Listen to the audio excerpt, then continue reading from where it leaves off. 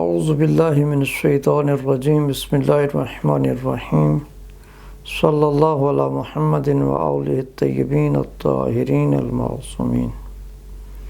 ناظرین، ہماری آج کی گفتگو امام حسین علیہ السلام نے بیعت کیوں نہیں کی۔ سب سے پہلے بیعت کے مفہوم اور معنی سے شناسائی اور آگاہی کا ہونا ضروری ہے کہ بیعت کی تعریف کیا ہے۔ بیعت کسی بھی مومن یا مومنہ کا نبی یا امام سے یہ عہد کرنا کہ آج کے بعد یہ جان اور مال پر آپ حق کے تصرف رکھتے ہیں مجھ سے زیادہ، اور اس جان اور مال کے بدلے میں نبی اور امام جو ہیں اس کو جنت کا وعدہ کرتے ہیں۔ یہ ہے بیعت کا مفہوم۔ لفظ بیعت جو ہے یہ اشتراک لفظی ہے۔ اس کا استعمال کبھی تو نبی اور امام کے لیے ہوتا ہے، کبھی نبی اور امام کے علاوہ کسی اور کے لیے ہوتا ہے۔ تو لفظ بیعت جو ہے اس کے دو معنی ہیں۔ ایک معنی جان اور مال کا فروخت کرنا نبی اور امام سے اور اس کے بدلے میں جنت خرید کرنا۔ لیکن جب کوئی بھی غیر معصوم، غیر نبی یا امام کسی سے بیعت لیتا ہے تو اس کا مطلب یہ ہے کہ وہ اس کی تلوار کی قیمت ادا کر رہا ہے، یعنی اس جنگ میں آپ شریک ہوں گے، آپ کو مال غنیمت ملے گا۔ اگر آپ ہمارے اس حکومت اور ہمارے اس منصوبے کے ساتھ اگر منسلک رہیں گے تو آپ کی جان مال محفوظ رہے گی، یا جتنی بھی اس کے مراعات ہیں ان کی حکومت کی، یا جو بھی ان کا ایک سلسلہ ہے وہ ان کو عطا کریں گے۔ تو یہ ہے بیعت کہ جب غیر امام کے لیے کی جائے، یا غیر امام کسی سے لیتا ہے، یا غیر نبی کوئی کسی شخص سے، کسی انسان سے لیتا ہے، تو یہ ہے بیعت کا مفہوم۔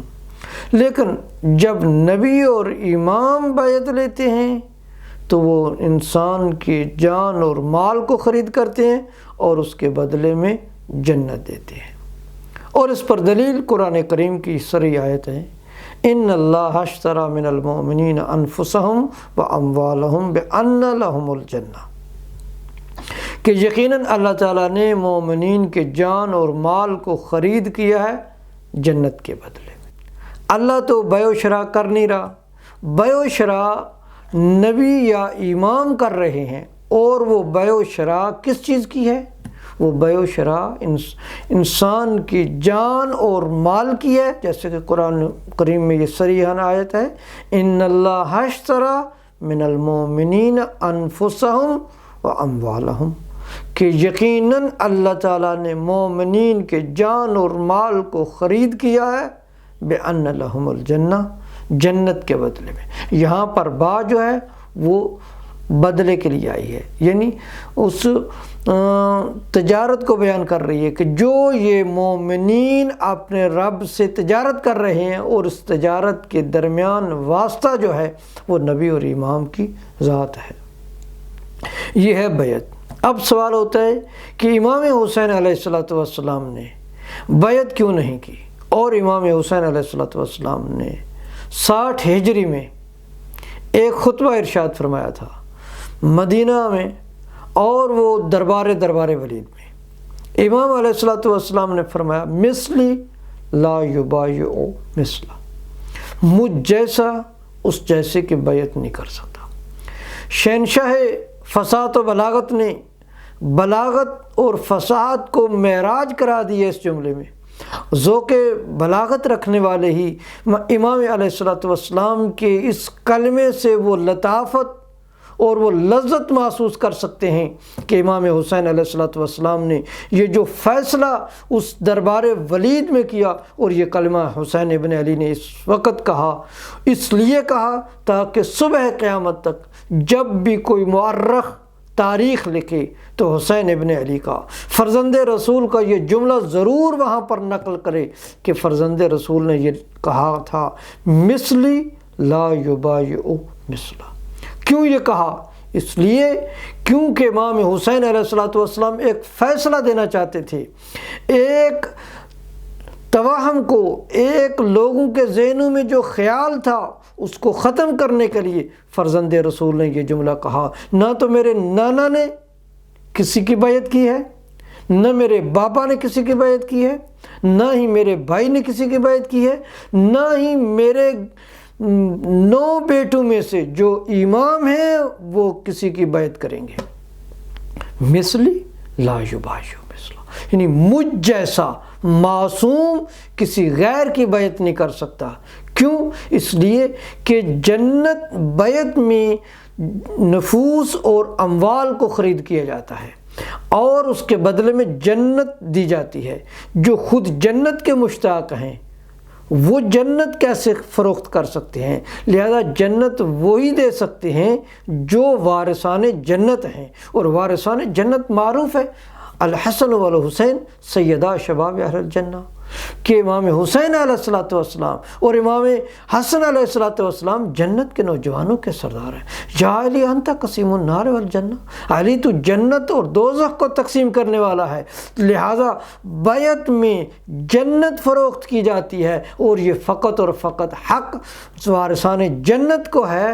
مشتاق جنت تو خود وہ مشتاق ہوتے ہیں جنت کے کہ ہمیں جنت مل جائے۔ ہاں یہ کہہ سکتے ہیں کہ رسول اکرم صلی اللہ علیہ وآلہ وسلم نے صلح حدیبیہ کی، امام حسن علیہ السلام نے وقت کے مطابق مصالحت کی، وقت کے تقاضے کو مد نظر رکھتے ہوئے۔ اسی طرح مولا میر علیہ السلام اگر خاموش رہے ہیں کسی مصلحت کی بنا پر تو یہ تو کہہ سکتے ہیں کہ وہاں ایک مصالحت تھی، لیکن اس کو بیعت کا نام نہیں دے سکتے۔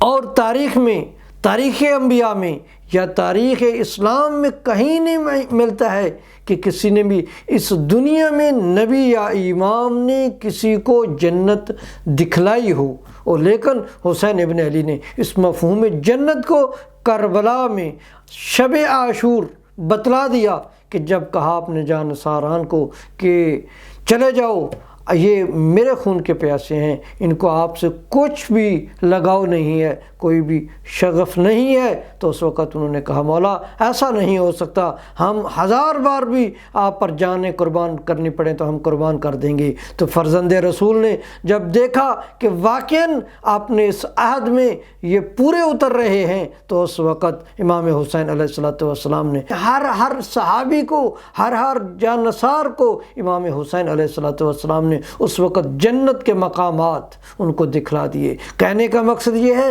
کہ بیعت جو ہے وہ جنت کے بدلے ہوتی ہے۔ اور حسین ابن علی نے ایک تو کلمہ جو کہا تھا وہ کلمہ مدینہ میں کہا تھا، اور وہ تھا مثلی لا یبایع مثلا، کہ مجھ جیسا اس جیسے کی بیعت نہیں کر سکتا۔ اور ایک عمل حسین ابن علی نے شب عاشور انجام دیا، اور وہ یہ تھا کہ لوگوں پہچان لو کہ اگر تم نے میری بیعت کی ہے، میرے ساتھ عہد کیا ہے، تو اس کی جزا جو ہے یہ جنت ہے۔ وآخر دعوانا الحمدللہ رب العالمین۔